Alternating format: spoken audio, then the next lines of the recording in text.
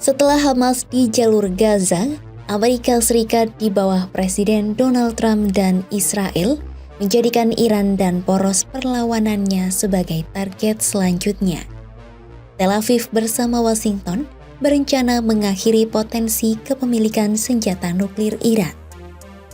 Rencana itu disampaikan Perdana Menteri Israel Benjamin Netanyahu saat bertemu Menteri Luar Negeri Amerika Serikat Marco Rubio di Yerusalem, Minggu 16 Februari 2025. Today, Secretary Rubio and I had a very productive discussion with our staffs on a number of issues. None of them are more important than Iran. Israel and America stand shoulder to shoulder in countering the threat of Iran. We agreed that the Ayatollahs must not have nuclear weapons. And we also agreed that Iran's aggression in the region has to be rolled back. Over the last 16 months, Israel has dealt a mighty blow to Iran's terror axis. Under the strong leadership of President Trump and with your unflinching support, I have no doubt that we can and will finish the job. Kendati demikian, Netanyahu tidak menjelaskan detail apa yang dimaksud dengan ucapan menyelesaikan pekerjaan di Iran. Sementara itu, Menteri Luar Negeri Amerika Serikat Marco Rubio menilai adanya kekuatan nuklir Iran mengancam keberadaan sekutu dekatnya Israel.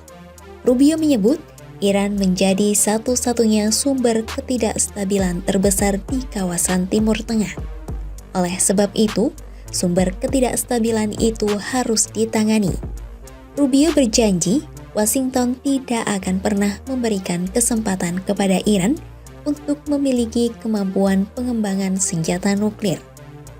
The common theme in all of these challenges is Iran. It is the single greatest source of instability in the region.